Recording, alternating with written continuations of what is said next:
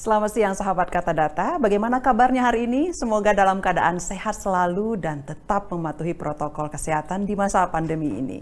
Saya Vivi Zapki akan memandu acara rangkaian Indonesia Data and Economy Conference atau IDE Kata Data 2021, Reimagining the Future of Indonesia, sesi ke-11 dengan tema New Trend in Indonesia Behavior After COVID.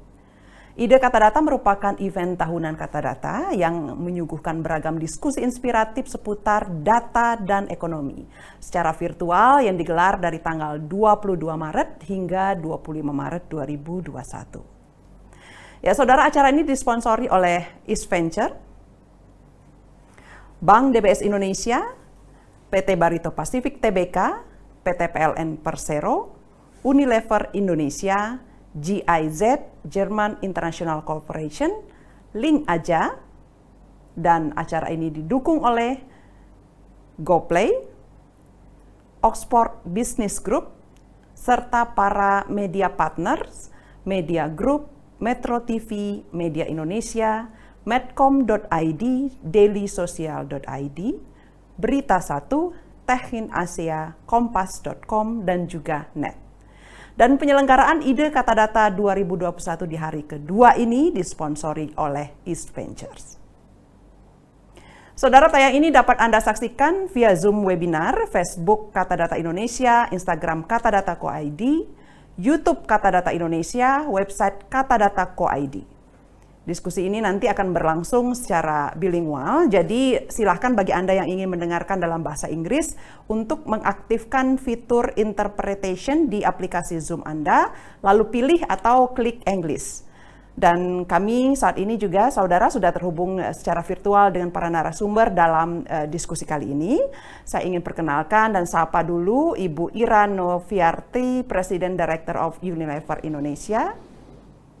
Ibu, selamat siang. Selamat Ibu. siang. Bapak Yuswo Hadi, Marketing Expert of InVenture Consulting. Selamat siang, Pak Yuswo Hadi.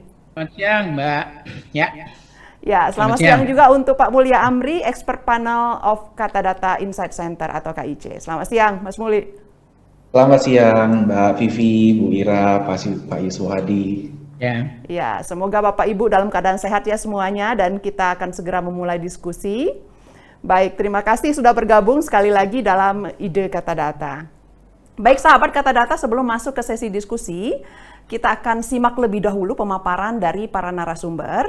Dan yang pertama, saya akan berikan waktu untuk Pak Mulya Amri, expert panel dari Kata Data Insight Center, yang akan menyampaikan paparannya terkait hasil survei Kata Data Insight Center soal bagaimana perilaku konsumen saat ini. Dan saya langsung persilahkan kepada Pak Mulya Amri. Silakan.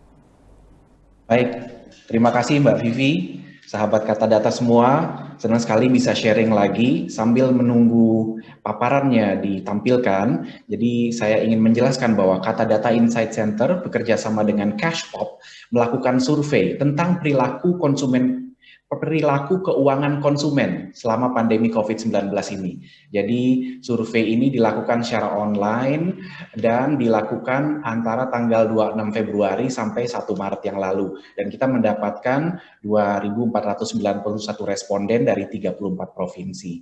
Di slide berikutnya kita bisa melihat sebaran atau profil dari responden tersebut ya. Jadi di sini kita bisa dapat kebetulan dari hasil survei online ini sekitar 2/3 ini laki-laki, lalu kemudian kebanyakan ini dari milenial, generasi Y, lalu kemudian pendidikan terakhirnya banyak yang SMA disusul dengan S1.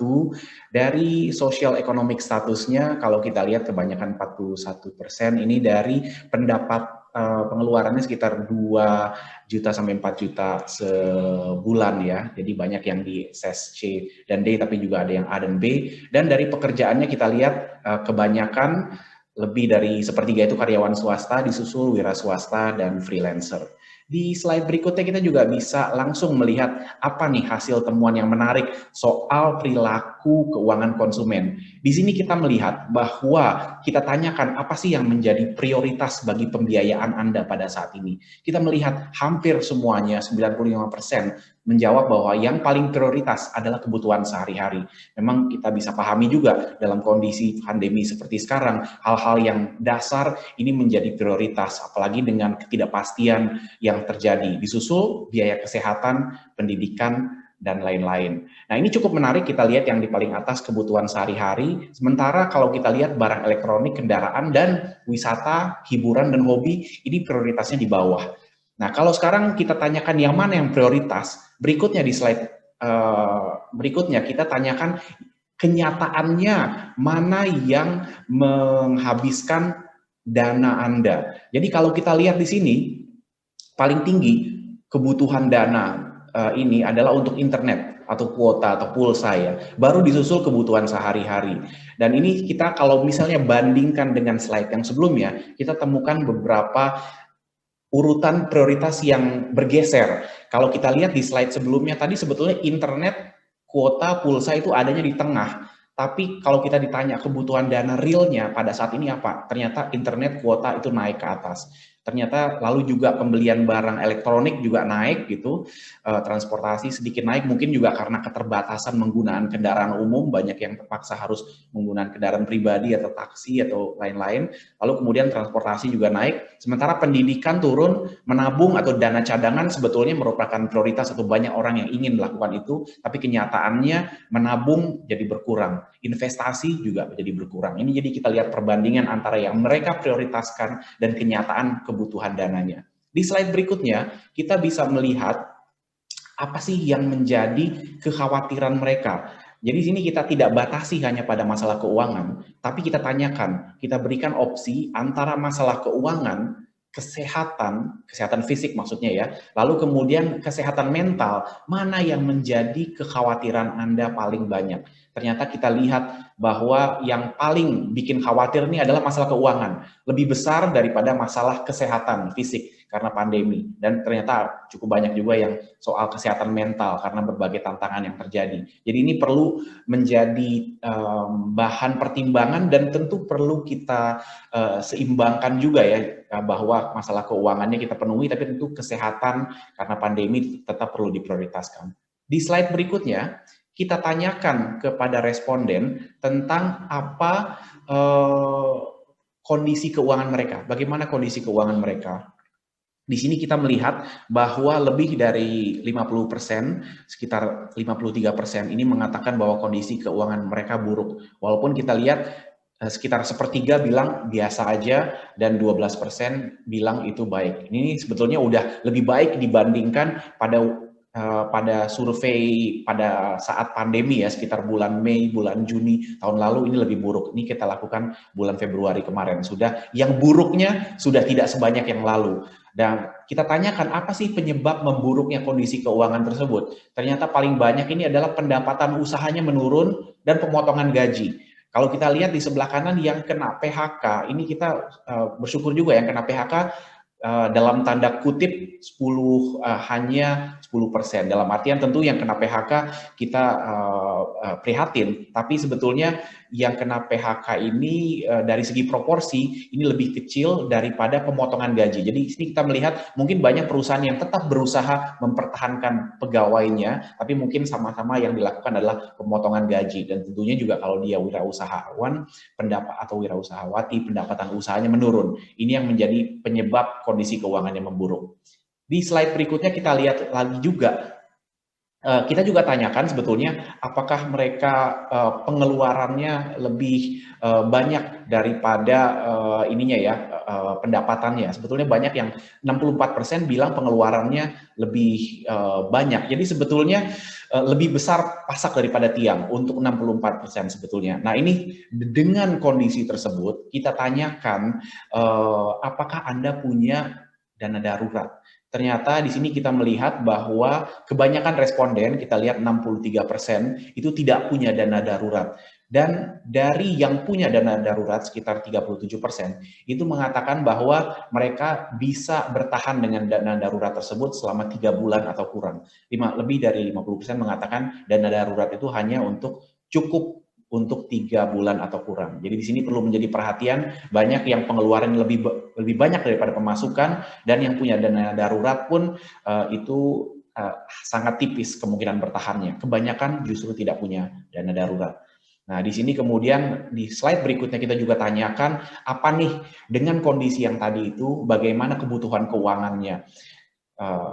Paling prioritas atau paling dianggap penting, kebanyakan responden menjawab kebutuhan keuangan saat ini utamanya adalah untuk melunasi tagihan atau melunasi hutang. Di sini 52% menjawab itulah kebutuhan keuangan saat ini yang paling penting. Disusul kemudian bagaimana mengelola keuangan. Jadi kita melihat banyak orang juga semakin berusaha prudent atau berusaha lebih teliti, lebih baik mengelola keuangannya, tentunya dengan pemasukan yang semakin berkurang, sehingga kebutuhan untuk mengelola keuangan secara lebih baik bagi yang punya uang mempelajari cara investasi ini menjadi kebutuhan keuangan.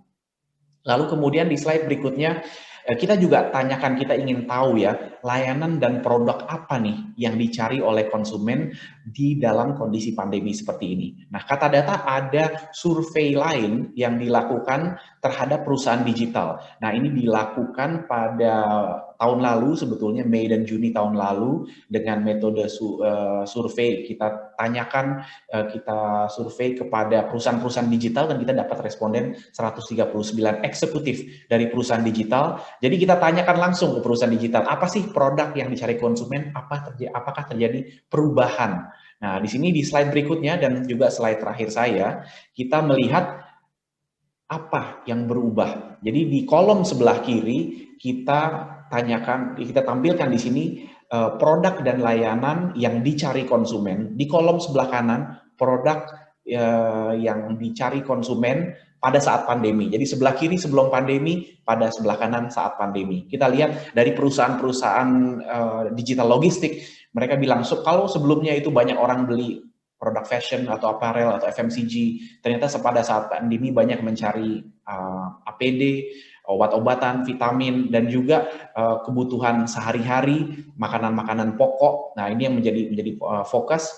Untuk kesehatan, dulu orang mencari segala macam jenis suplemen. Pada saat pandemi, kebanyakan udah lebih fokus mencarinya suplemen imunitas, baik itu tradisional maupun modern, termasuk obat herbal.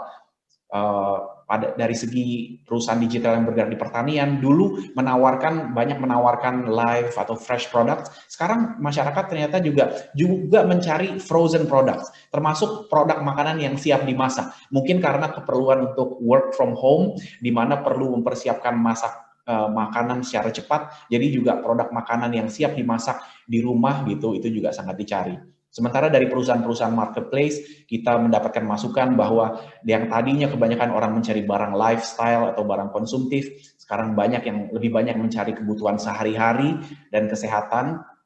Dulu tadinya juga barang elektronik, sekarang kita cari komoditas harian. Dulu ingin layanan secara langsung, sekarang mencari layanan home service diantar. Termasuk juga dalam mencari pekerja, dulu mencari pekerja full time, sekarang banyak yang mencari freelancers. Dan sampai ke masalah perhiasan, dulunya orang mencari perhiasan, sekarang mungkin lebih banyak selama pandemi kemarin. Sekarang ini juga banyak yang fokusnya mencari ke logam mulia. Demikian Mbak Vivi beberapa tren yang berhasil kita catat ya secara cepat dari beberapa survei kata data, dimulai dari kebutuhan dan kondisi keuangan konsumen sampai produk dan layanan yang cenderung dicari oleh konsumen, di mana di sini kita melihat bahwa banyak kebutuhan yang dialihkan untuk barang-barang konsumen, kebutuhan konsumen sehari-hari. Demikian Mbak Vivi. Terima kasih Mas Mulya Amri atas paparannya. Menarik sekali melihat bagaimana kondisi keuangan konsumen saat ini ya, dan juga perubahan need mereka. Nah, untuk berikutnya kita akan beralih ke pemateri berikutnya, narasumber berikutnya, Ibu Ira Noviarti selaku Presiden Director of Unilever Indonesia untuk menyampaikan paparannya. Ibu Ira, kami persilahkan. Terima kasih Mbak Vivi. Sebelumnya selamat siang Pak Mulya Amri dan Pak Yusuf Hadi. Selamat siang juga, Assalamualaikum warahmatullahi wabarakatuh untuk yang sudah hadir di acara hari ini. Nah, di sini mungkin saya share dalam kurang lebih sekitar 10-15 menit mengenai apa sih sebenarnya new trends atau kita bilang tren baru dari consumer behavior. Secara kita sudah menghadapi pandemi ini kurang lebih setahun, ya.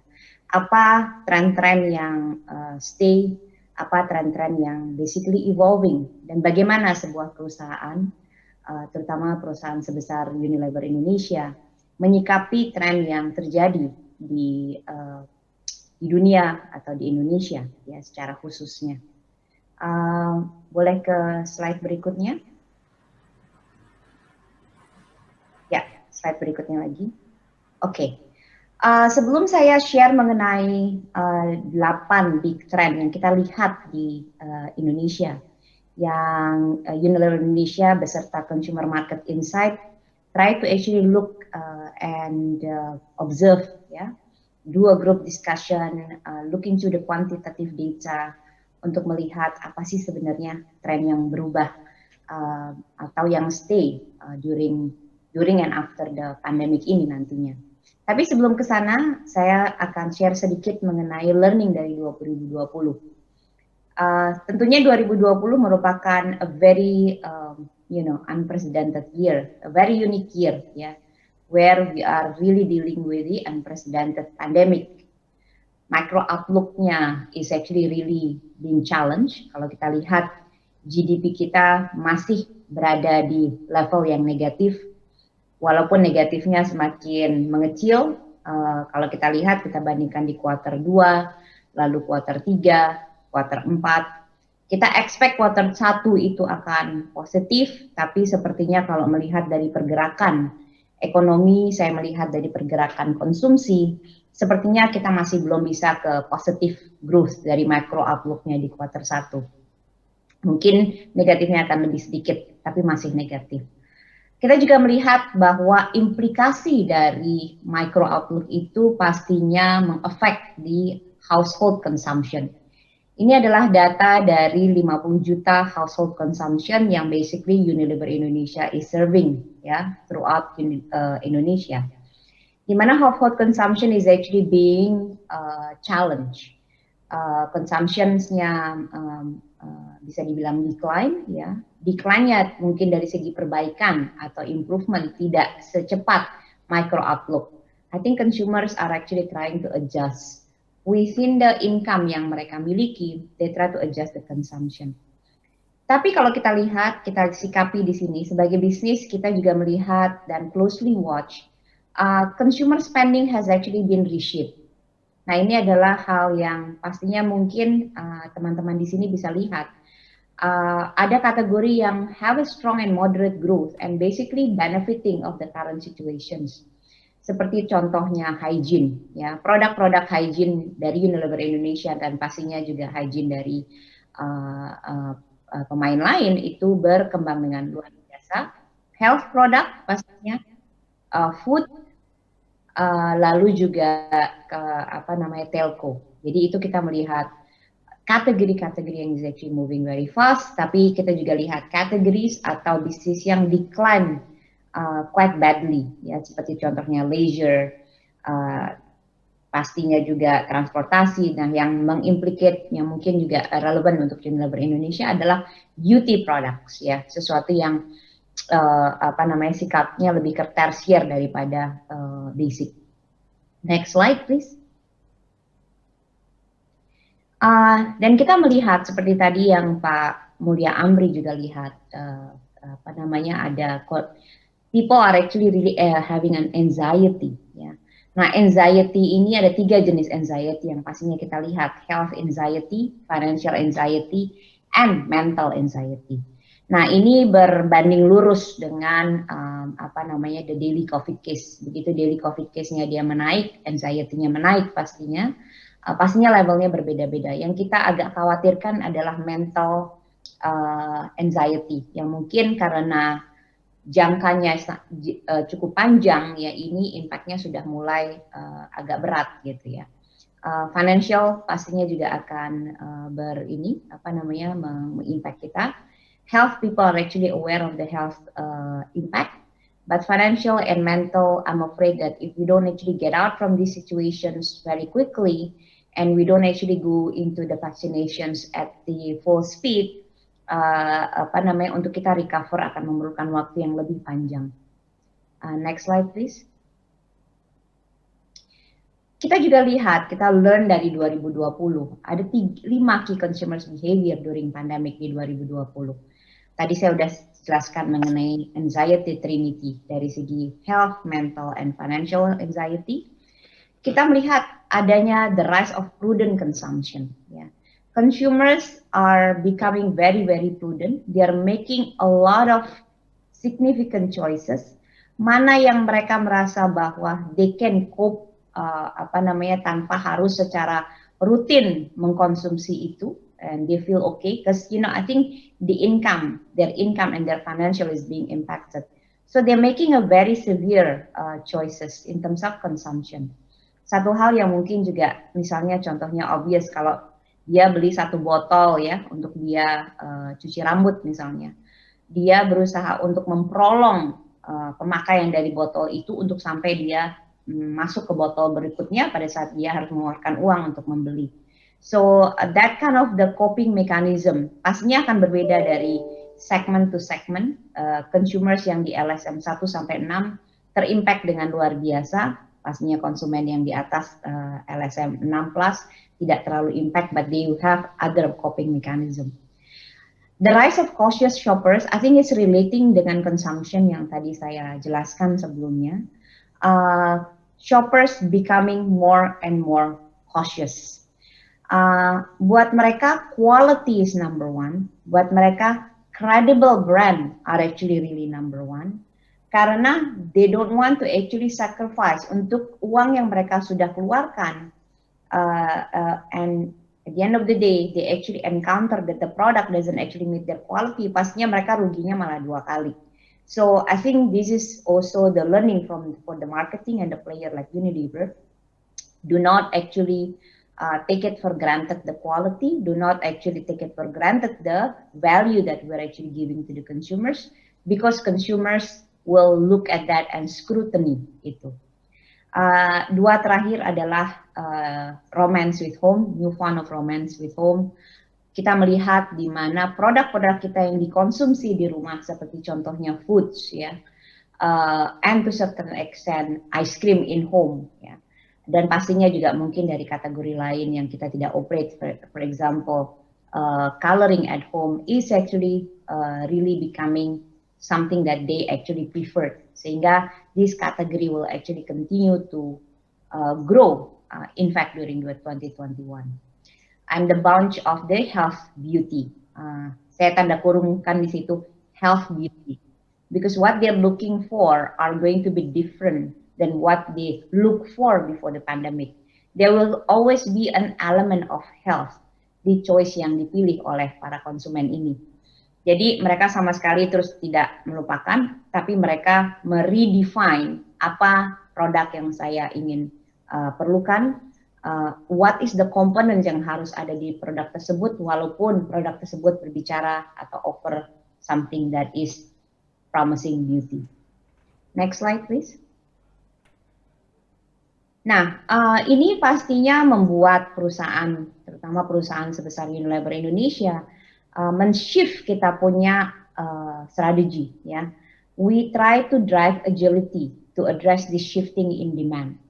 Dan mungkin ini a simple version aja dari segi strategi yang saya bisa share di sini.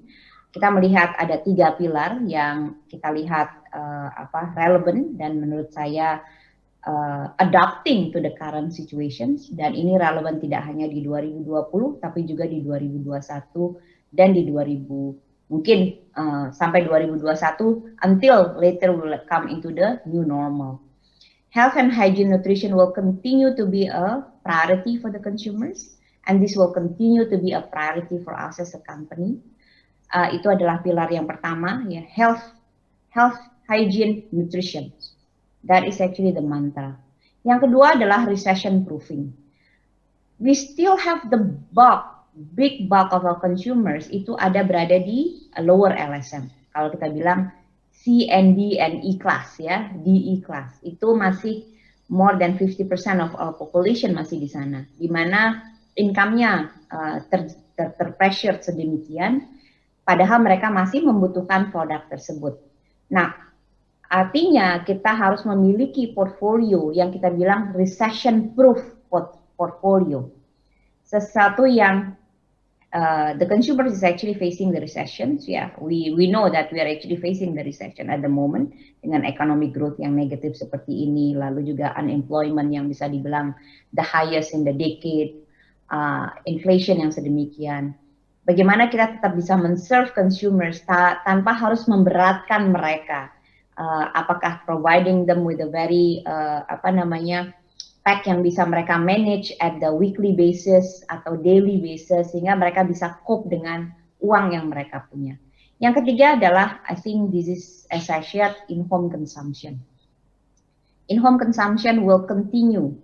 Mungkin setelah 2021 when the pandemic is actually over, I think this trend will actually continue karena I think people are actually try to already find the equations ya antara they want to actually do something outside and they want to actually do something at home and they find a way to cope to do something at home.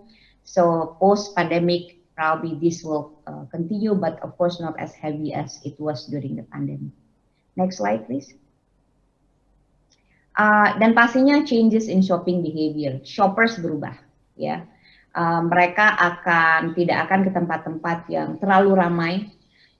Mereka tidak akan ke tempat atau scanning too long in the aisle atau go into the stores yang too big buat mereka sehingga mereka terekspos terhadap infections. Three things yang mereka akan prefer adalah pertama e-commerce, proximity, ya channel yang within proximity yang mereka comfortable. Yang pastinya kedua adalah sesuatu yang mereka mudah untuk akses sehingga yang namanya digitalization is something yang Unilever lakukan secara serius ya. Salah satu inisiatif transformation digital yang kita lakukan adalah mengequip kita punya sales force dan juga mengequip toko-toko yang kita punya offline untuk bisa mengorder lewat digital. And it's a click away buat mereka sehingga apa yang mereka order hari ini bisa di-deliver besok ya dan tanpa mereka terekspos dengan infection. So it's quite a big transformation yang kita lakukan di perusahaan untuk bisa really tidak hanya pandemic fit tapi juga future fit ke depannya. Next slide please. Nah, ini adalah pertanyaan terbesar dari teman-teman di sini adalah what is going to stay, ya what trends that is actually going to stay di 2021 dan mungkin beyond. Ini adalah slide saya yang terakhir yang mungkin the essence of kita punya saya punya sharing hari ini. Next slide please. Ya, kita melihat ada 8 emerging consumer trends di Indonesia dan ini adalah consumer trends yang sudah terjadi di 2020, evolve di 2021, and we're predicting will actually continue di 2022 onwards. So there are 8 emerging consumer trends. Clean living and protection, tadi saya jelaskan sedikit ya, briefly. Fluid living, in-home romance, stronger community. This is actually in relate to the social behavior focus.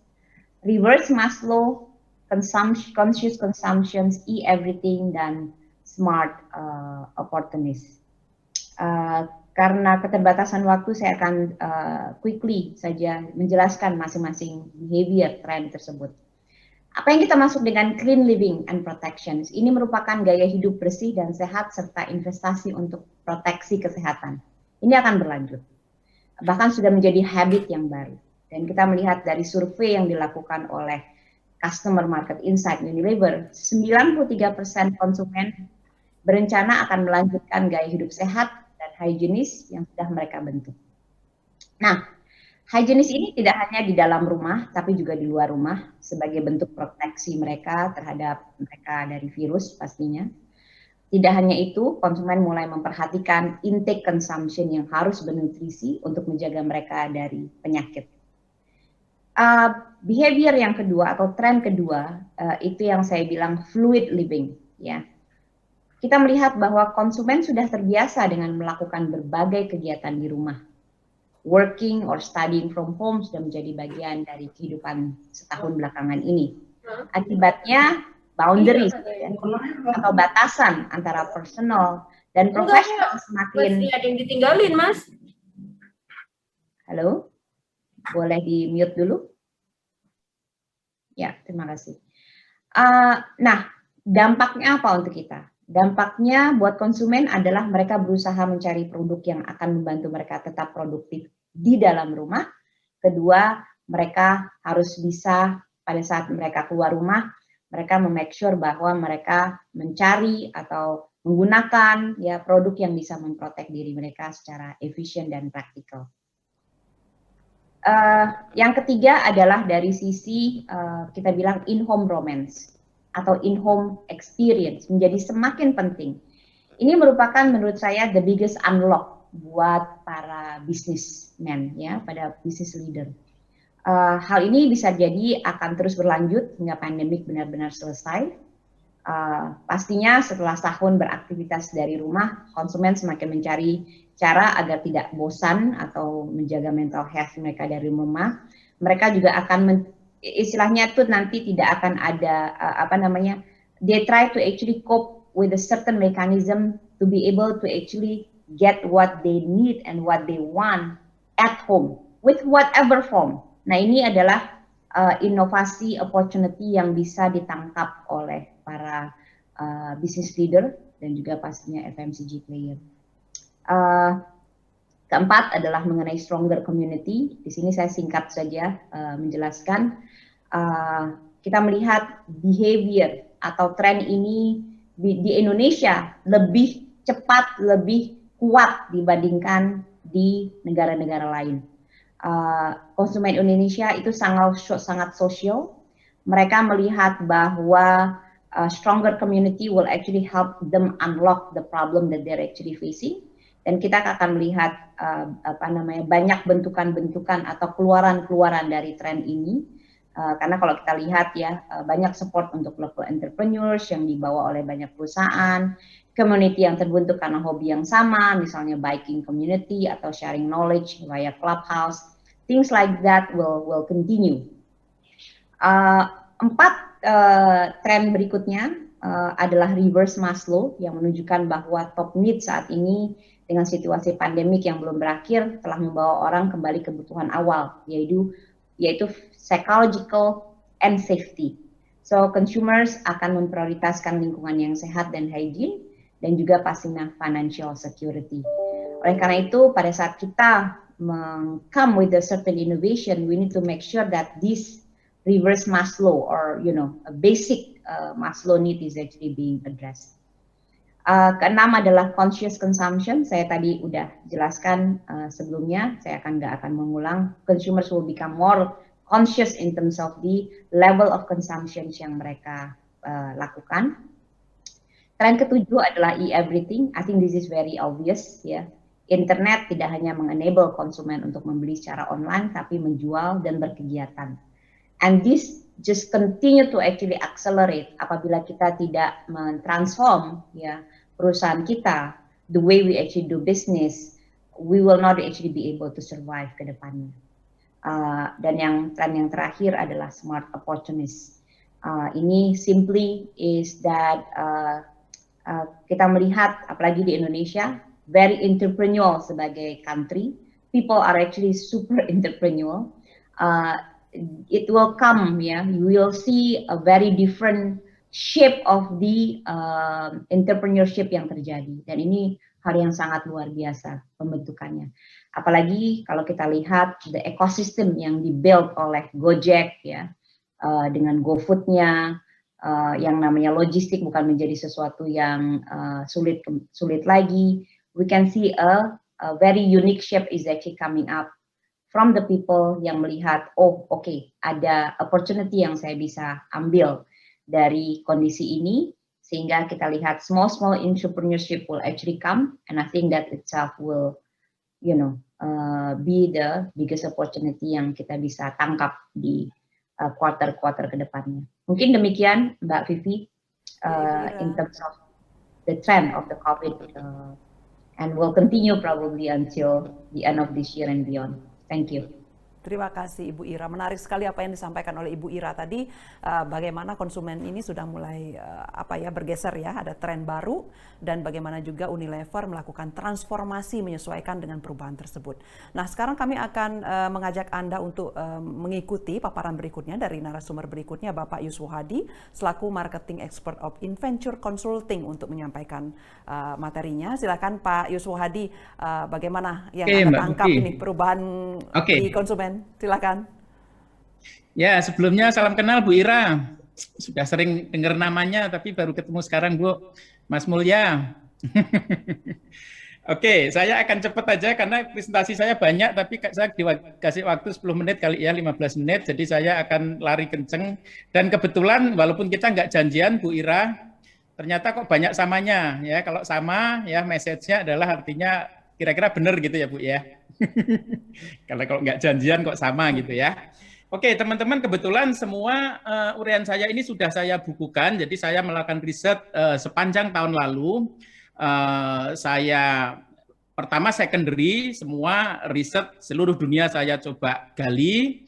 Terus kemudian saya sendiri di bulan Mei ya menjelang Lebaran, dan di bulan Oktober saya melakukan untuk primary riset sendiri, dan kemudian hasilnya sebenarnya dulu versi awalnya 30, tapi saya bengkakkan sampai akhir tahun kemarin menjadi 100 ya, Consumer Mega Safe, dan kemudian baru terbit sebulan yang lalu, belum ada sebulan sih, akhir Februari ya, di Gramedia sudah ada, judulnya Consumer Mega Safe 100. Jadi ada 100 perubahan besar yang saya bagi ke dalam 10 kelompok cluster ya, ada family life, ada digital life, ada urban life, ada learning and schooling, kemudian ada working and professional life ya, leisure segala macam, ada 10.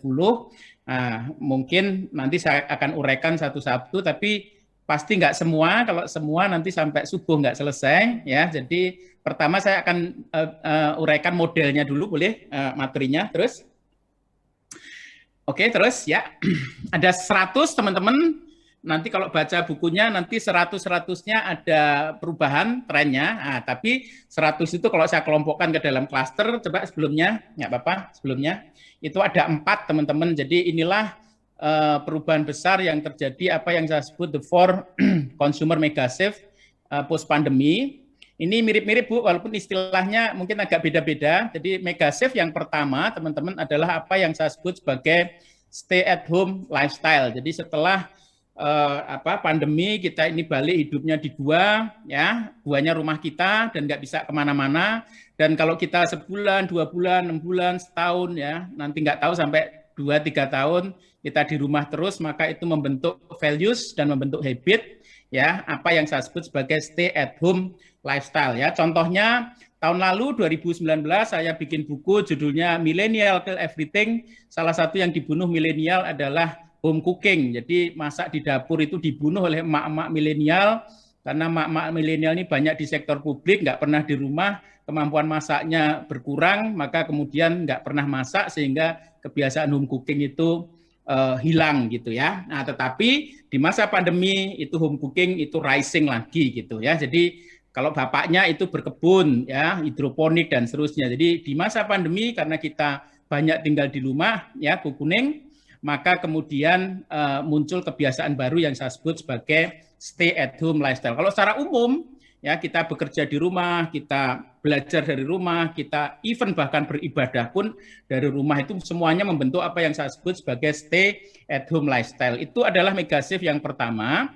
Mega shift yang kedua adalah ini, kebetulan istilahnya juga sama, pakai Maslow, tapi istilah saya adalah back to the bottom of the pyramid, teman-teman ya, back to the bottom of the pyramid.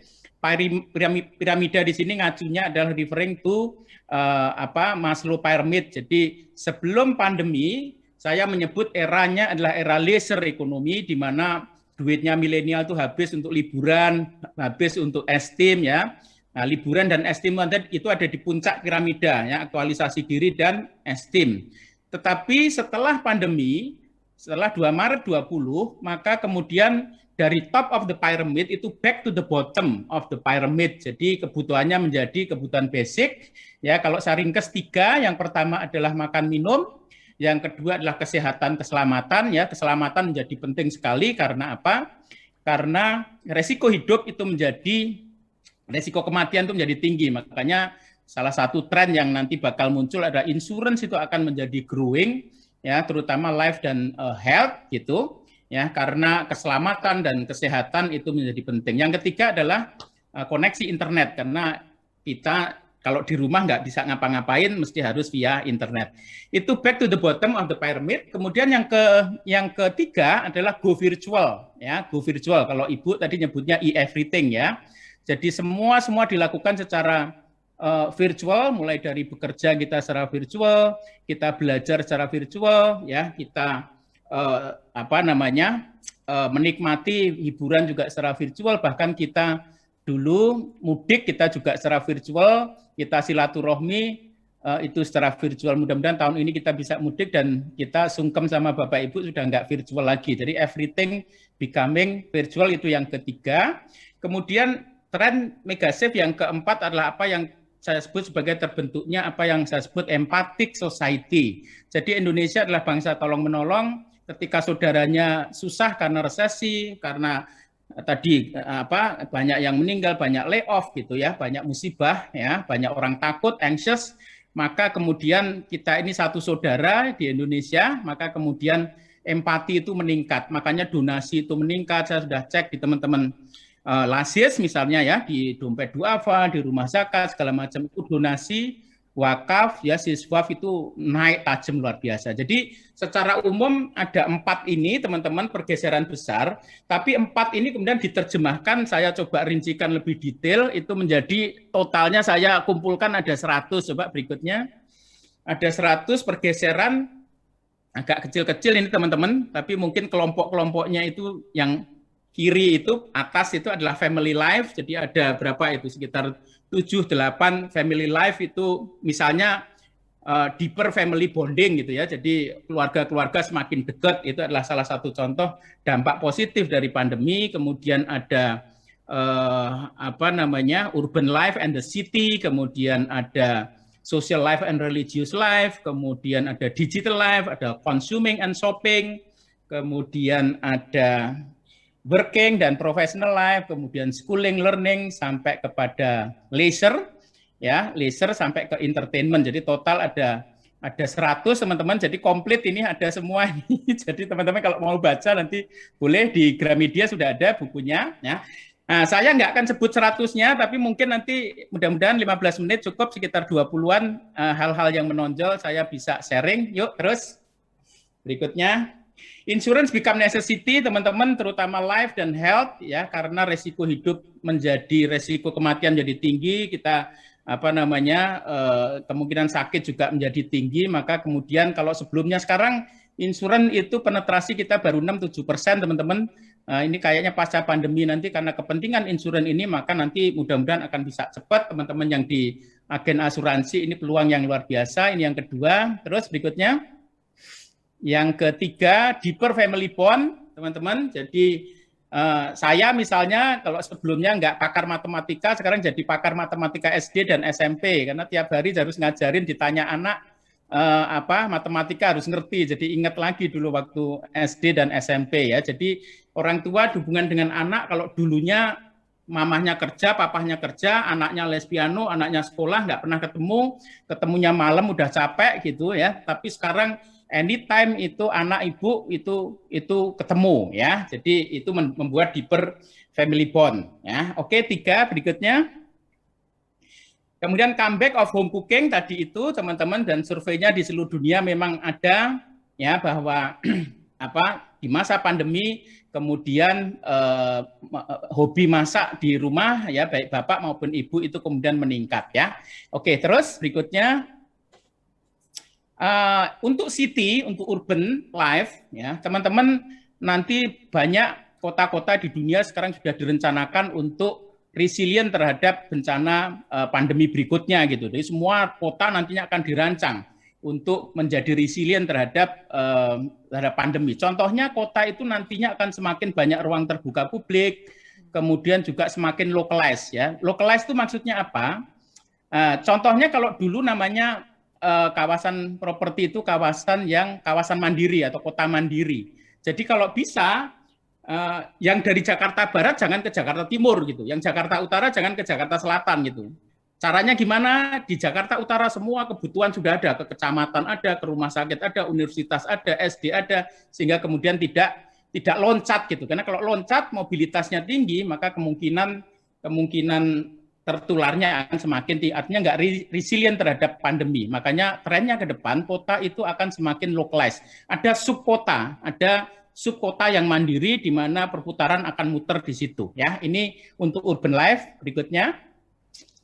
Berikutnya private car will win again ya teman-teman, karena saya sudah riset di bulan November itu mengatakan kendaraan yang paling aman sekarang di pasca pandemi bukan MRT, bukan busway ya, bukan pesawat ya, tetapi adalah kendaraan pribadi. Jadi teman-teman siap, ini nanti Jakarta ini kayaknya vaksinnya sudah mulai jalan, orang sudah mulai keluar, kayaknya macetnya nanti bakal parah karena private car ini nanti bakal menjadi preferensi dari konsumen. Ini sudah terlihat tahun lalu, tetapi memang bukan mobil baru. Sekarang ada pajak kendaraan yang barang mewah ya, sudah dinolkan. Kalau tahun lalu karena belum ada, second car itu becoming booming ya. Jadi booming di tahun lalu karena duit kan nggak banyak, maka second car gitu ya. Tahun ini dengan adanya PPNBM, maka kemudian kita akan menyongsong nanti private car itu bakal win again ya. 15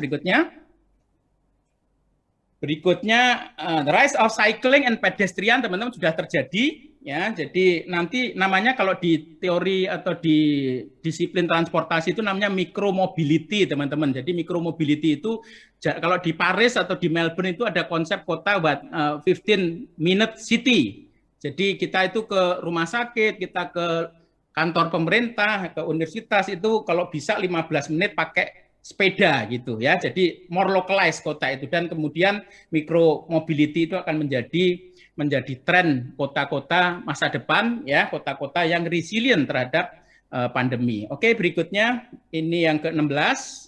The birth of empathic society, tadi saya sudah ceritakan, makanya kalau UKM itu the birth of empathic society itu contohnya belanja ke teman, ya, belanja ke komunitas gitu. Jadi antar UKM itu saling tolong-menolong, ya, saling beli produk teman, itu adalah bentuk dari the birth of empathic society. Bentuk yang lain adalah donasi meningkat, ya, zakat meningkat, sedekah meningkat, wakaf meningkat, itu di masa pandemi. Oke, 21.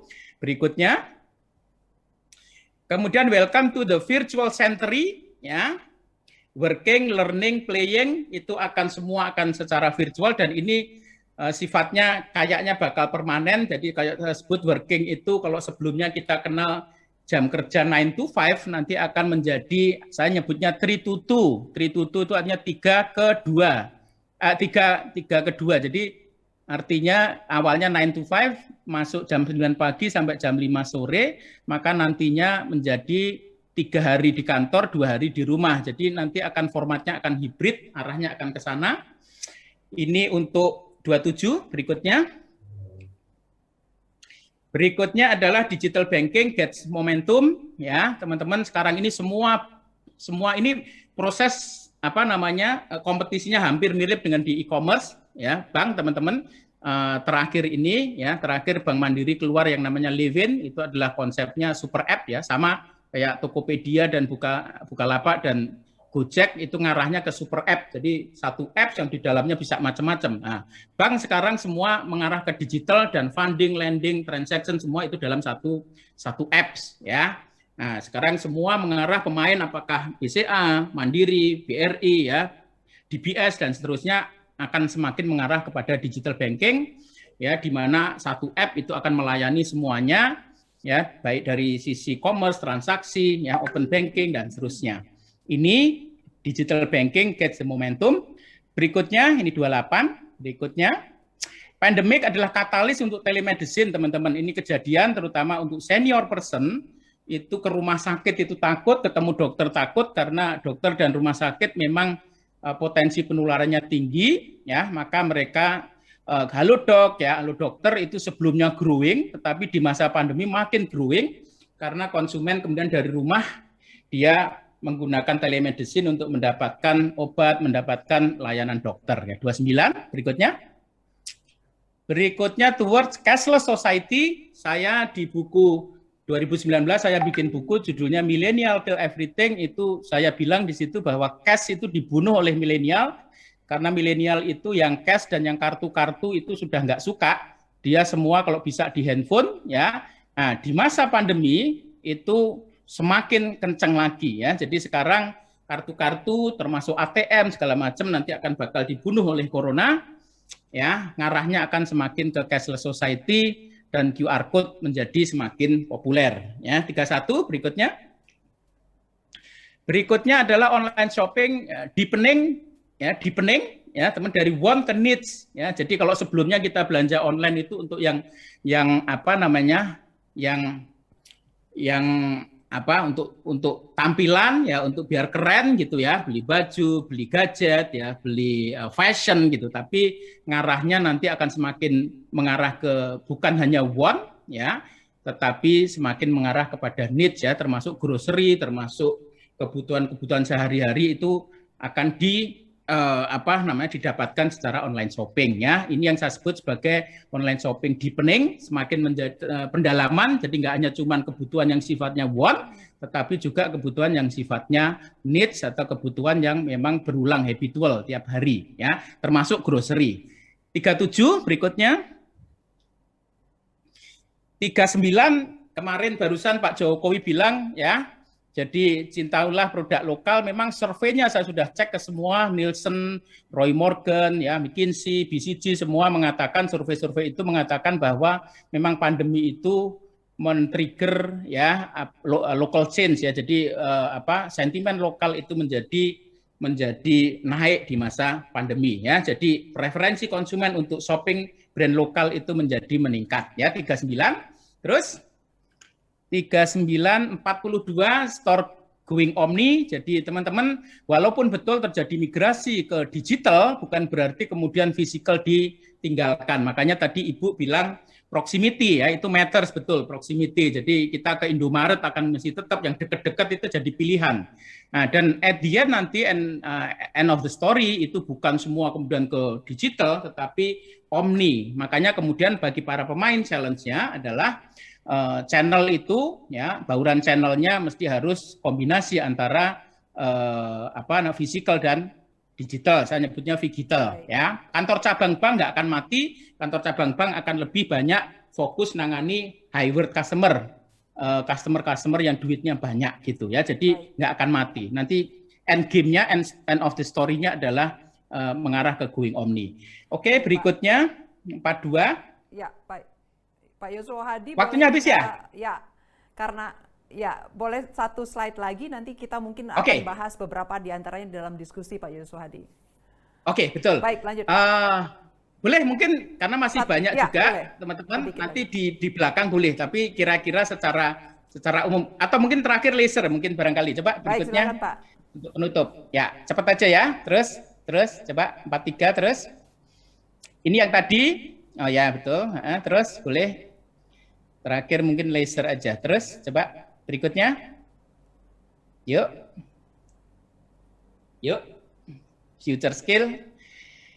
Boleh. Nah, ini laser nanti akan mengarah ke nature, kemudian ke staycation. Terus berikutnya.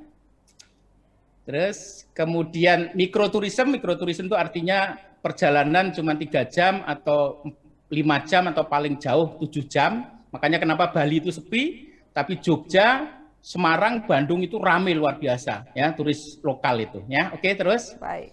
Nah, ini oke, terus berikutnya. Wellness akan jadi penting. Tadi Ibu juga sudah ngomong bahwa depresi, ya, kesepian, loneliness itu marak di masa pandemi, maka wellness itu menjadi penting, ya. Depresi dan loneliness menjadi besar di masa pandemi, menjadi tren, banyak orang stres, ya. Zoom itu bikin stres. Ya, dari pagi sampai malam Zoom terus. Streaming services, Netflix, Spotify tumbuh terus. return of TV viewership termasuk radio itu akan balik ya karena kita tinggal di rumah ya. Dan cukup saya kira. Baik, Oke Mbak terima Vivi, kasih, Pak saya kira Yusuf Hadi. itu boleh nanti kita Ya. diskus ya. Baik, Mohon siap maaf. Pak Yusuf Hadi. agak melor. Memang menarik Nggih. sekali untuk melihat bagaimana kita ini kan menyesuaikan diri terhadap pandemi, lalu mau tidak mau lahirlah yang namanya consumer trend itu ya, tren yang baru yang dari konsumen. Nah, kita akan ulas lebih jauh dalam diskusi. Saya ingin ke Ibu Ira dulu, Bu Ira. Bu Ira, semua sudah menemukan ada perubahan cukup signifikan ya, Bu, selama pandemi ini. Pak Muli tadi mengatakan ada perubahan juga dalam hal decision finansial gitu ya.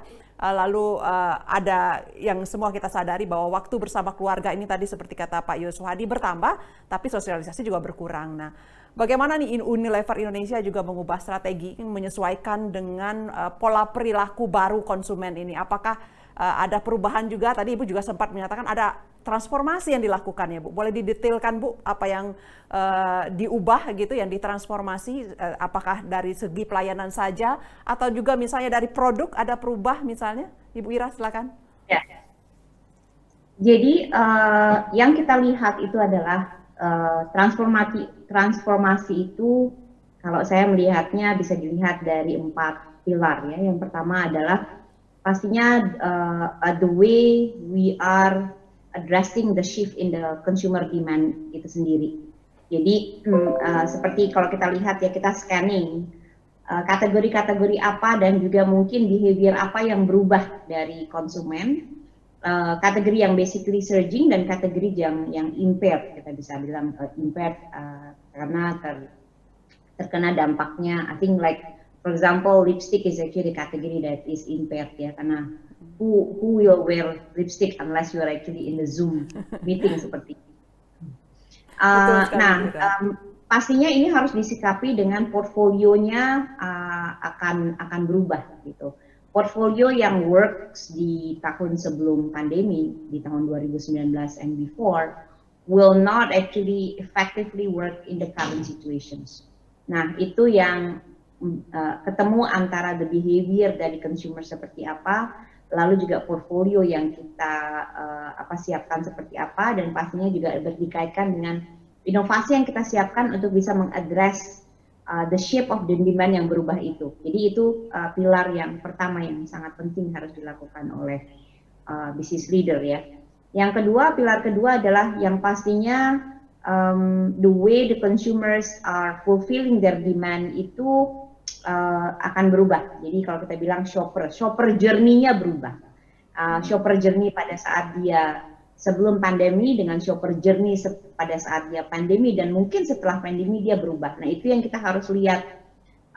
Apa yang saya bilang shopper journey di sini, karena nanti akan berkaitan dengan strategi apa yang kita bisa lakukan untuk bisa menyikapi perubahan di shopper journey itu. Misalnya contohnya seperti ini. Apabila sebelum pandemi orang-orang mungkin akan pergi ke supermarket untuk do the grocery, ya kan? And they will actually go to the e-commerce untuk bisa fulfill a certain need-nya mereka yang mungkin lebih berkaitan lebih ke experiential rather than a basic commodity.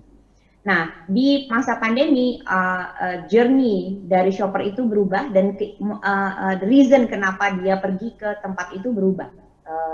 Kalau saya atau mungkin majority of the people are going to the supermarket or hypermarket to actually do a weekly grocery, sekarang itu dikalibrasi oleh kondisi di mana dia akhirnya melakukan much smaller portions of the purchase tapi lebih frequent gitu ya. Nah, ini pastinya harus disikapi oleh kita karena apabila dia datang lebih sering tapi lebih cepat gitu kan dan ke tempat yang lebih kecil seperti contohnya minimarket, portfolio yang harus kita siapkan ke dia juga pastinya akan berubah gitu, harus berubah gitu. Karena kalau enggak ya dia nggak akan melihat ada relevansinya. Pilar yang ketiga adalah bagaimana the company is actually doing business, pastinya pada saat melihat segala sesuatunya end to end. I think the pandemic membuat kita mendigitalisasi diri kita lebih cepat lagi. Plan-plan kita yang transformation digital yang kita pikir akan kita selesaikan dalam waktu 5 tahun, kita selesaikan dalam waktu 1 tahun, dan bagaimana kita bisa mengintegrasi di di end to end dari mulai planning, buying, fulfilling segala macam itunya bisa diintegrasi demikian. I think that is something yang kita coba lihat. Yang pasti yang terakhir adalah people ya. Karena people akan matter. I think the people needs to be having the mindset of being agile and have the mindset of actually being more of a winning mindset, karena kalau nggak punya winning mindset, ya itu akhirnya nggak selalu kejebak ke problem and nggak bisa keluar dengan solutions. So people components, step up the people capability dan sebagainya itu akan menjadi key. So I think these are 4 pillars yang kita lihat dan akan men-shape strategi kita. Ya, ada mau tidak mau ya Ibu ya mengikuti semua perubahan-perubahan ini. Nah, saya ingin ke Pak Yusuf Hadi. Pak Yusuf Hadi, tadi Anda menguraikan cukup banyak tentang shifting ya, perubahan tren konsumen seperti apa gitu. Nah, kalau kita lihat dengan perubahan-perubahan ini, kira-kira bisnis macam apa sih yang bakal tumbuh gitu ya, yang mana yang bisnisnya akan terjerembab gitu? Apakah misalnya semata-mata soal adaptasi online atau tidak online itu saja gitu? Atau berdasarkan kita bisa lihat dari tren itu tadi dan produk yang mungkin akan jadi hits di masa pandemi dan mungkin bertahan sampai setelah pandemi, Pak. Oke, Mbak. Jadi adanya pandemi itu menciptakan 4 ekonomi yang itu merubah rule of the game dari industri. Ya, 4 ekonomi ini adalah yang pertama adalah hygiene ekonomi, ya, di mana CHSE, cleanliness, healthiness, kemudian safety dan environment itu menjadi prioritas bagi customer. Yang kedua low touch ekonomi, ya, apa-apa itu mengarah ke low touch. Makanya kenapa digital itu matters, karena digital itu menjadi solusi sementara sekaligus solusi selamanya untuk low touch ekonomi. Ya, misalnya di banking atau di store itu QR code itu menjadi demikian cepat adopsinya karena orang mencet-mencet itu udah takut sekarang ya, termasuk di hotel itu mencet-mencet lift itu juga takut ya. Nah, itu low touch ekonomi. Yang ketiga adalah apa yang saya sebut less crowd ekonomi. Ya, less crowd ekonomi adalah ekonomi di mana kerumunan itu dihindari. Ya, nah, misalnya kayak banyak bisnis-bisnis atau industri yang berjatuhan, misalnya big sport ya di dunia, ya, misalnya Formula E barusan diundur lagi 2022, ya, kemudian All England, kemudian Olimpiade, ya, itu big sport itu tutup semua, ya, jalan tapi nggak ada penontonnya gitu. Terus kemudian MICE, ya, MICE itu meeting, incentive, conference, exhibition itu juga tutup semua di dunia, ya, karena sifatnya yang high crowd, ya. Saya kebetulan kenal sama Pak Bupati Banyuwangi, ya. Pak Bupati Banyuwangi itu dasarnya bisnisnya adalah tourism, dan tahun lalu 2019 itu punya 123 event yang itu high crowd semua itu, tapi tutup semua karena orang nggak mau nonton festival sekarang ya. Jadi itu high crowd. Dan yang terakhir, yang keempat adalah low mobility. Jadi low mobility artinya mobilitas orang itu akan semakin rendah di era pandemi dan pasca pandemi karena ancaman virus itu masih akan ada terus. Nah, keempat ekonomi itu membentuk new rule of the game, di mana pemain di industri ini kalau nggak nggak agile, beradaptasi kepada empat ekonomi itu yang menghasilkan new rule of the game, ya, rule of the game yang baru, dia akan nggak relevan gitu. Jadi relevansi menjadi penting di masa pandemi, agility menjadi penting karena kalau dia nggak cepat sekali adaptasi. Dan mungkin bukan masalah bisa beradaptasi, tapi kecepatan beradaptasi, kelincahan dalam merespon perubahan itu, dia akan menjadi pemenang gitu. Kalau banyak mikirnya, yang lain sudah action, jadi kecepatan menjadi penting untuk adapt kepada rule of the game yang baru ini. Kira-kira itu, Mbak. Jadi harus kemampuan adaptasi ini harus dipercepat ya Pak ya. Dan pandemi ini kan juga masih diprediksi masih agak lama ini, masih agak panjang walaupun vaksinasi ditargetkan selesai di akhir 2021, tapi banyak yang memperkirakan juga bahwa kita masih akan merasakan dampaknya dalam waktu yang cukup panjang gitu. Nah, saya ingin ke Mas Muli. Mas Muli, tadi Anda diantaranya juga menguraikan bahwa dalam survei ditemukan bahwa ada anxiety, ada apa ya, kecemasan ya di konsumen ya. Kalau dilihat levelnya tadi, tingkat stresnya cukup tinggi juga nih, mikirin soal kondisi keuangan, kesehatan, lalu juga soal kesehatan mental gitu. Nah, apa yang harus diperhatikan ini oleh produsen dan juga mereka yang yang menggerakkan ekonomi tentang kondisi konsumen ini, dari tingkat stresnya juga dan kondisi keuangan mereka juga? Ya, betul. Terima kasih Mbak Vivi. Jadi saya senang sekali bisa sharing di sini dengan Ibu Ira dan Pak Yuswo Hadi, dan seperti disampaikan Pak Yuswo Hadi tadi, ternyata prinsip-prinsipnya, poin-poin kunci yang kita sampaikan ketiganya sama. Iya, betul Pak Yuswo Hadi. Jadi Sama. itu memang tren yang kelihatan jelas, dan survei Kata Data juga membuktikan itu ya. Walaupun kita juga melakukan survei secara terbatas, secara online dengan cepat gitu, tapi itu kelihatan bahwa ternyata hal-hal yang menjadi kebutuhan pokok, kebutuhan sehari-hari itu prioritasnya naik, dan juga spendingnya naik. Kecemasan, anxiety sebagaimana tadi disampaikan juga oleh Ibu Ira, itu betul ada, dan survei Kata Data mengukur ini ya. Ternyata paling banyak ini orang anxiety-nya ini terkait dengan masalah keuangan, walaupun tentu masalah fisik, kesehatan fisik juga. Nah, yang diperlukan tentunya adalah dalam kondisi seperti ini, saya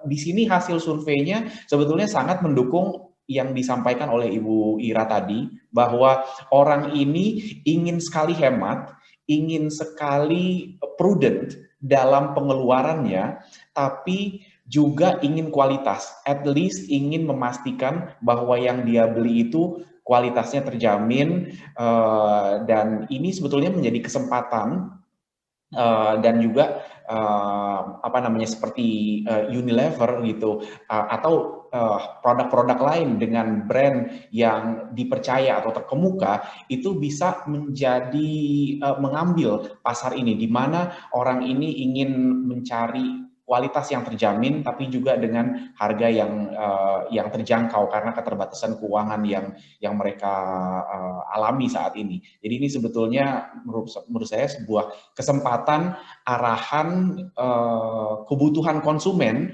yang sudah terlihat jelas, dan saya pikir dari penjelasan Ibu Ira tadi dan juga dari tren yang disampaikan oleh Pak Yuswo Hadi, kelihatan arahnya seperti apa.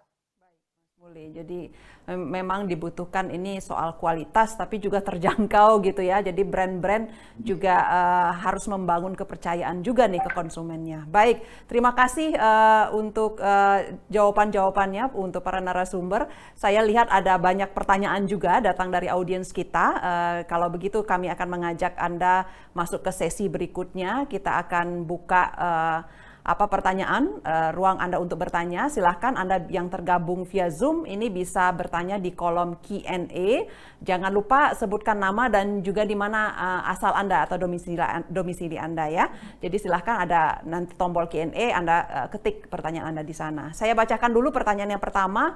Ini dari Pak Edi Purwanto, ini untuk Ibu Ira.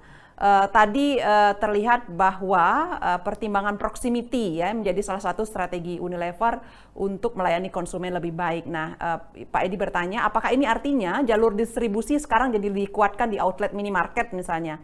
Jika iya, seperti apa tuh efektivitasnya? Boleh Bu Ira dijelaskan?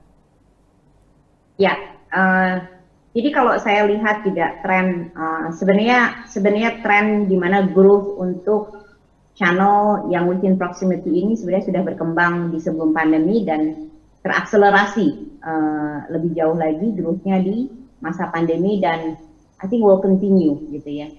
Di sini pada saat kita bicara mengenai proximity ini nggak hanya minimarket tapi juga toko-toko kecil yang ada di lingkungan sekeliling rumah yang mungkin dikelola secara tradisional juga ya, karena ada yang dikelola oleh mungkin profesional, 1 or 2 or 3 big accounts, tapi juga ada yang kita bilang mungkin minimarket semi tradisional yang dikelola oleh local family atau local entrepreneur. Ini akan bergerak lebih cepat dibandingkan yang lainnya. Dan populasi ini di Indonesia itu kurang lebih sekitar more than more than 60,000 ya, more than 60,000 up to 80,000 proximity store yang bentukannya seperti minimarket. Artinya adalah keahlian dari sebuah perusahaan, nggak cuma perusahaan tapi juga sebuah jalur distribusi harus sangat kuat, karena proximity store ini, apakah itu minimarket ataukah minimarket tradisional, dia tidak bisa menampung jumlah produk yang besar, ya. Dia memiliki turn yang sangat tinggi, gitu ya, karena kan dia tidak punya warehouse di belakangnya and things like that. Ini membutuhkan kejelian dari sebuah perusahaan untuk bisa very strong and very agile in fulfilling the needs of this minimarket stores pastinya, karena dia secara geografi sangat luas, titiknya banyak sekali, gitu kan, dan dia tidak bisa menampung terlalu banyak dan harus difulfill bisa dibilang mungkin 2 kali seminggu. Nah, ini bukan pekerjaan yang mudah, sehingga pastinya the logistic, the transportation, the distributions dari sebuah perusahaan harus bisa menfulfill needs tersebut. It's an opportunity buat bisnis pastinya, tapi memang harus dilihat secara serius dan memerlukan agility dan memerlukan strength dan strategi yang cermat untuk bisa fulfill ini. Semoga bisa menjawab tadi pertanyaannya. Iya Bu Ira, ini saya lihat opportunity dan peluang juga ini kalau orang cenderung belanja ke lokal, lalu ya butuh berarti gudang-gudang tingkat lokal dong Bu Ira untuk itu tadi memecahkan masalah mereka yang yang tidak bisa menampung barang dalam jumlah banyak ya Bu ya. Pak Yuswo Hadi tadi sempat yang saya sangat surprise ya, I think the entrepreneurship ya, atau bisa dibilang orang Indonesia tuh sangat out of the box gitu. Jadi mungkin karena kita sudah tertempa crisis after crisis, selalu dari sebuah krisis itu selalu ada aja jalan keluarnya. Jadi bahkan munculnya very small restoran yang nggak mesti harus punya restorannya sendiri, dia cuma punya dapur yang habis itu di-enable oleh Gojek misalnya gitu ya, untuk bisa membuat dia bisa serving the hundred or thousand of the consumers. It's really amazing how we can actually come up with something new. Iya, kemampuan adaptasinya luar biasa juga ya Bu ya. Baik, pertanyaan berikutnya, tapi nanti saya juga ingin minta tanggapan dari Pak Yuswo Hadi juga nih terkait pertanyaan pertama tadi juga, karena Pak Yuswo Hadi bicara soal lokal tadi ya, berkembangnya lokalitas itu. Saya ingin bacakan dulu pertanyaan juga ini kembali ke Bu Ira, Pak Tiko Al-Fahri. Dia menanyakan biaya atau kos untuk membuat inovasi pastinya tidak kecil. Kenapa justru Unilever menjadikan inovasi sebagai strategi penting di tengah kondisi seperti sekarang? Nah, sebelum Ibu Ira menjawab itu, saya ingin Pak Yuswo Hadi sedikit mengomentari penjelasan Ibu Ira tadi soal tumbuhnya nih, soal supermarket, minimarket lokal ya, terbaik baik yang retail maupun yang juga mungkin semi tradisional, Pak. Ya, jadi mungkin sebelumnya lebih ke channel dulu ya, nanti mengarah ke lokal ya. Konsumen itu sebenarnya nggak peduli mau digital, mau fisikal gitu, nggak peduli. Yang dia pedulikan adalah gampang gitu ya. Makanya begitu ada pandemi, maka konsumen itu mikir gimana agar paling gampang, dia nggak peduli.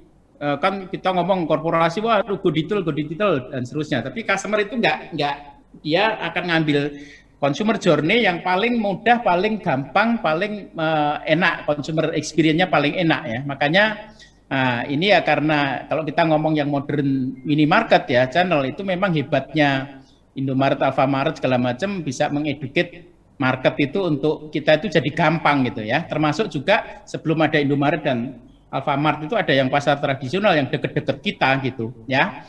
Nah, ini kan dengan vaksin yang makin bagus, kita sudah mulai berani keluar, maka perlu diingat ya teman-teman bahwa go digital itu nggak gampang, konsumen go digital itu nggak gampang ya. Selalu kalau ada perubahan, the first step itu denial. Jadi jangan dikira bahwa begitu ada pandemi gini terus kita dipaksa ke digital terus semua lari ke digital, nggak begitu. Jadi konsumen itu begitu resisten, denial ke digital, dia akan nyari alternatif channel yang lain yang menurut saya betul kata Ibu ya, yang powerful adalah proximity store atau proximity channel. bahkan terutama juga mulai untuk yang tradisional gitu. Jadi yang paling dekat, yang paling gampang ya. Nah, terus Intinya kemudian yang kaitan ke mudah-mudah lokal, ya maunya konsumen ya Pak Yusuf Hadi ya. intinya Yang begitu. gampang. Ya, terus kemudian juga kenapa sentimen lokal itu naik itu terutama dari sisi supply chain. Semakin jauh sumber barang itu, maka kan dia melewati berbagai agent gitu ya. Kalau makin di luar negeri, kalau dulu kan Cina itu murah bagus gitu ya. Nah, semakin banyak dilewati maka potensi resiko penularan juga akan tinggi. Maka sourcing untuk sayur, untuk buah segala macam itu akan semakin cenderung yang paling dekat gitu. Makanya lokal itu arahnya ke situ. Makanya ini juga potensi untuk proximity channel yang terutama dari UKM sebenarnya itu akan menjadi kendaraan bagus untuk Indonesia bisa recovery ya, karena kan Indonesia ini kan masalah di demand ini ya, sama lah seluruh dunia. Resesi ini kan persoalan di demand, makanya saya bilang emak-emak itu harus mulai belanja, emak-emak harus banyak ke mall, harus banyak ke toko, karena kalau emak-emak belanja maka kita akan cepat recover gitu. Kira-kira gitu Terima kasih ya, Pak Yuswadi. Ibu Ira, tadi pertanyaan Pak Tiko ini soal inovasi itu. Kenapa sih investasinya ke inovasi nih? Kan mahal ini Bu. Gimana Bu Ira? Ya, memang biaya inovasi itu bukan sesuatu yang murah ya, mahal, karena dari segi research and development, lalu juga dari sisi product test, all of that is actually taking a lot of money pastinya. Tapi kita melihat bahwa yang pertama yang kita lihat, kita mesti bisa men-serve fully the need of the consumers ya. Dan bukan masalahnya, justru kita melihat bahwa needs-nya ini berubah dan dia tidak bisa di-address hanya dengan existing portfolio atau existing product solution yang kita punya sekarang gitu.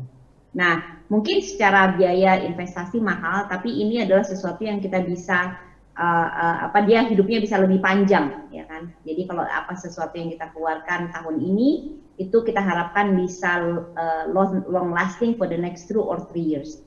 Jadi akhirannya kita melihat pasti return on investment-nya juga akan kembali, yang walaupun yaitu chance untuk inovasi itu berhasil juga nggak besar. So we really have to go back into the must be able to understand what is the consumer insight-nya apa, and then how do we translate that insight into innovations. So successful innovations itu bisa kejadian apabila dia memang fully address the insight of the consumers. Dan itu yang Unilever selalu percaya, if we can fully address Indonesian consumers, the business will not only win, but the business will actually be growing sustainably ke depannya. Baik, terima kasih Bu Ira. Jadi inovasi ini memang kesannya mahal, tapi sebenarnya tidak mahal begitu ya, karena harus dilakukan untuk melakukan penyesuaian-penyesuaian itu tadi. Nah, berikutnya ada satu pertanyaan lagi, mohon maaf ini mungkin pertanyaan terakhir yang saya bacakan dari Pesalmen L Butar-Butar untuk Pak Mulya Amri. Apakah ketika selesainya pandemi ini kita tetap kukuh melakukan penjualan secara online atau kita kembali melakukan secara offline? Pertanyaannya Mas Mulya. Ini juga mungkin ke narasumber lain nanti juga boleh menambahkan. Ini kan ada perubahan. Apakah perubahan ini akan tetap nanti atau balik lagi gitu? Mungkin boleh masing-masing nanti dikomentari. Mas Mulya dulu silakan. Ya, terima kasih Mbak Vivi. Jadi seperti yang disampaikan Pak Yuswo Hadi tadi, yang dicari oleh konsumen pada akhirnya adalah value dalam hal kemudahan dan kepraktisan begitu ya. Jadi ketika online itu praktis, dia akan online. Ketika semuanya hanya online itu menjadi membosankan, dia justru ingin mencari yang offline gitu ya. Jadi konsumen juga perlu pilihan. Jadi ketika nggak selalu yang dicari adalah praktis. Kadang-kadang yang dia cari experience. Ketika dia mencari experience, dia justru mencari yang offline. Jadi ketika pandemi ini berakhir, kita akan ada pilihan offline ada, online ada. Kalau dulu sebelum kemajuan teknologi digital, lalu kemudian dipercepat dengan ada pandemi, pilihannya kebanyakan hanya offline, walaupun ada online tapi sedikit.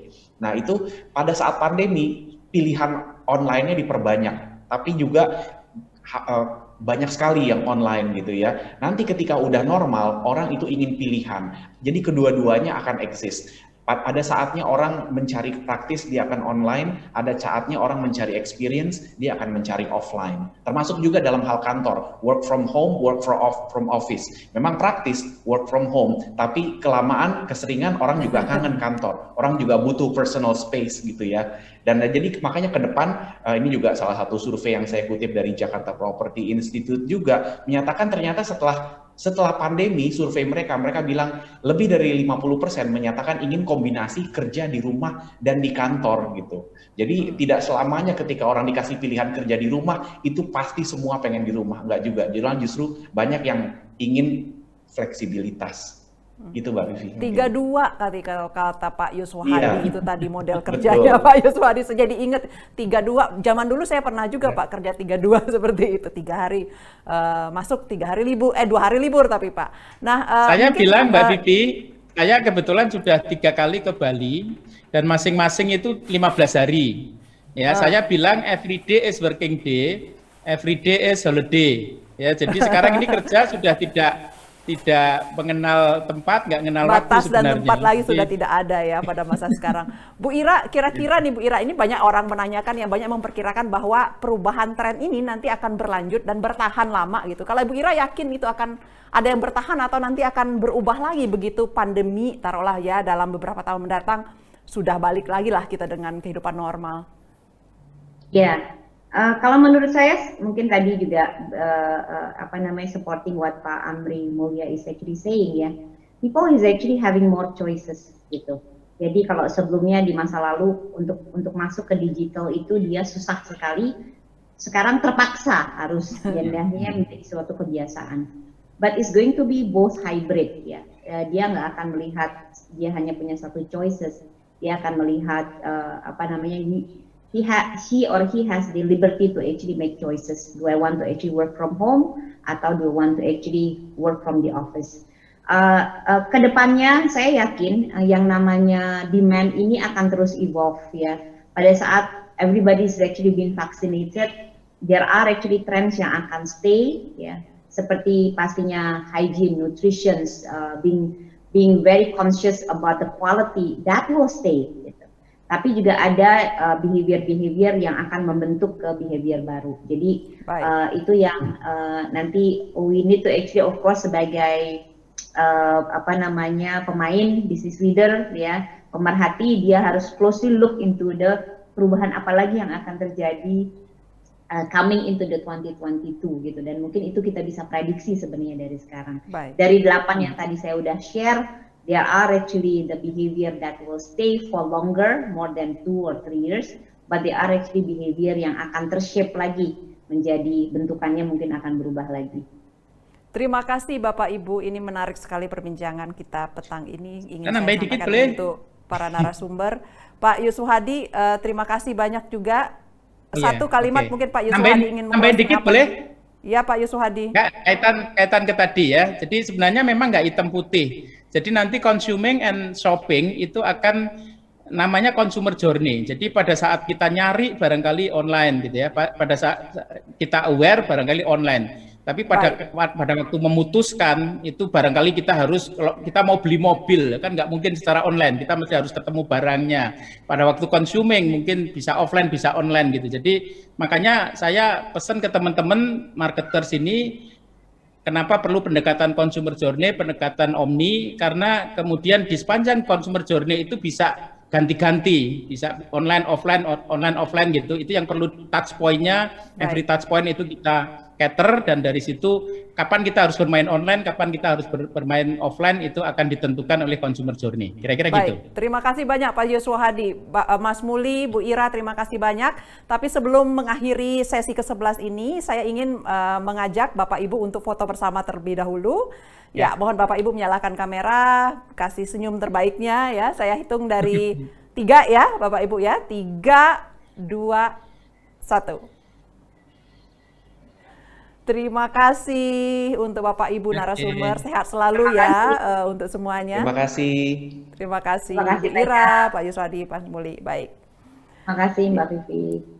Baik, hadirin, Ide Kata Data merupakan event tahunan Kata Data yang akan menyuguhkan beragam diskusi inspiratif seputar data dan ekonomi secara virtual yang digelar dari tanggal 22 Maret hingga 25 Maret 2021. Acara ini disponsori oleh East Ventures, Bank DBS Indonesia, PT Barito Pacific Tbk, PT PLN Persero, Unilever Indonesia, GIZ, German International Corporation, Link Aja, dan acara ini didukung pula oleh GoPlay, Oxford Business Group, serta para media partners, Media Group, Metro TV, Media Indonesia, Medcom.id, dailysocial.id, Berita 1, Tehin Asia, Kompas.com, dan juga NET. Dan penyelenggaraan Ide Kata Data 2021 di hari kedua ini disponsori oleh East Ventures. Baik sahabat Kata Data, saya Vivi Zapki serta seluruh kru yang bertugas undur diri sejenak. Jangan lupa saksikan Kata Data Ide 2021 sesi ke-12 pukul 15.30 dengan tema The Changing Paradigm in Global Financial Industry. Dan ingat terus untuk mematuhi protokol kesehatan 3M dimanapun Anda berada selama masa pandemi COVID-19 ini. Terima kasih atas kebersamaan Anda, saya Vivi Zapki pamit. Salam.